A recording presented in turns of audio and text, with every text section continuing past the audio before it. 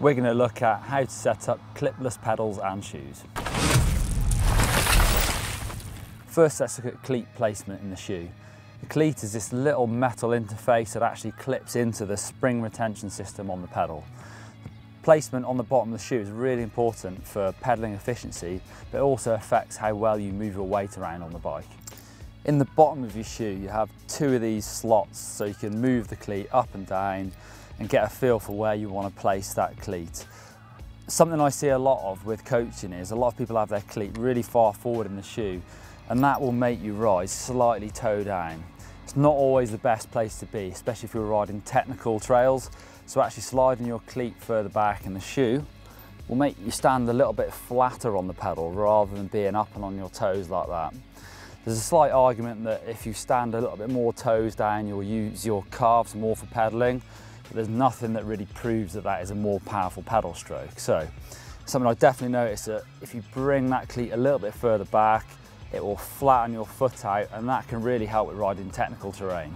The ballpark place to start with your cleat is about on the ball of your foot. I actually run my cleat as far back in the shoe as it'll go, and that slides my foot a little bit further forward on the pedals, makes me slightly more heels down, and that really suits my style of riding, but it's something that's well worth playing around with, that front to back movement on the shoe. With your cleat, you'll get two bolts to mount that cleat to the bottom of the shoe, but also you'll get this little plastic spacer.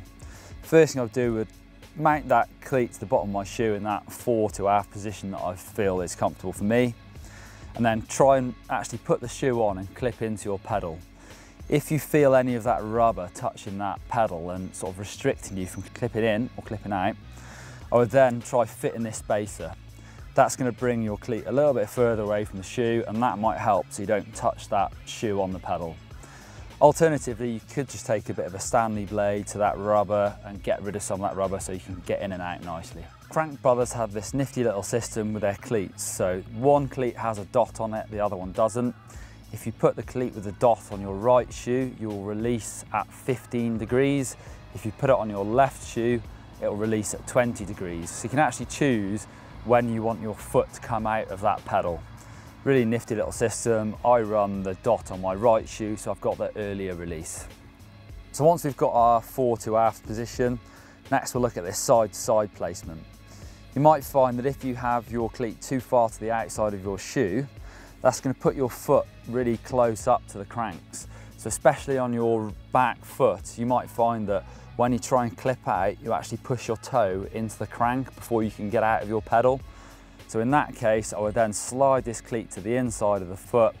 That's going to bring the pedal a bit further away and the crank further away and give you a bit more space. But you might also have to play around with that so that your rubber of the shoe doesn't touch the pedal before you clip on or clip out. Alternatively, you can actually fit a spacer to the pedal to bring that pedal a little bit further away from that crank. So now to set the angle of this cleat in the shoe, you really want that to match your natural stance on the pedals. So nice and square, in line with the length of the shoe is probably the best place to start. Try that out, see how that feels. But you can also play around with that a little bit, angling that cleat slightly so that it's already closer to the point of release of the pedal. So if you toe it in slightly like that, even when you're stood normally, it's really close to popping out. Depends how you like it. Some people don't like that because you might come out of the pedal when you're not expecting to. Once you've found that nice placement of this cleat, make sure you tighten it down nice and tight. You don't want these coming loose or a bolt falling out. I have seen that happen.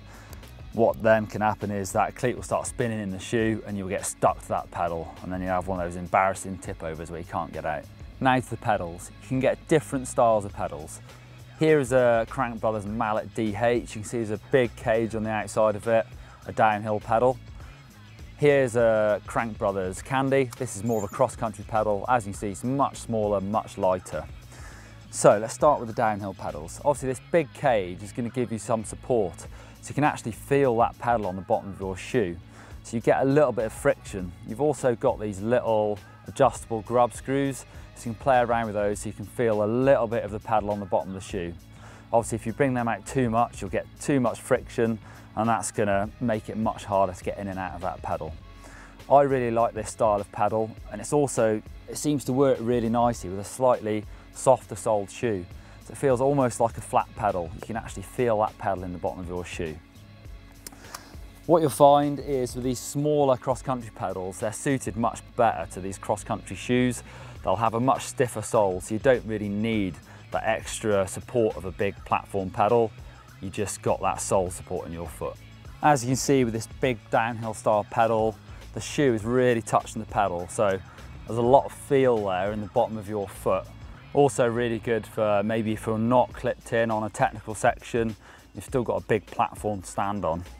Compare that to the cross-country style shoe and pedal, obviously much less platform there, so you're not going to get that same feel in the bottom of your foot, and it doesn't matter so much when you're clipped in, but if for any reason you ride clipped out, it's not going to help quite so much. So this is a style of pedal and shoe I like. Quite a big, slightly heavy, but soft shoe with a big downhill pedal. That really does suit my style of riding, where I've got a good feel for the pedal in the bottom of my foot. So it's worth matching your shoe and your pedal to the type of riding you do. Okay, so there's how to set up clipless pedals. If you've liked this video, give us a big thumbs up down here. Or for more videos from GMBN, you can click our clips versus flats feature up here, or our mechanical playlists, click down here. Or click on me to subscribe to GMBN.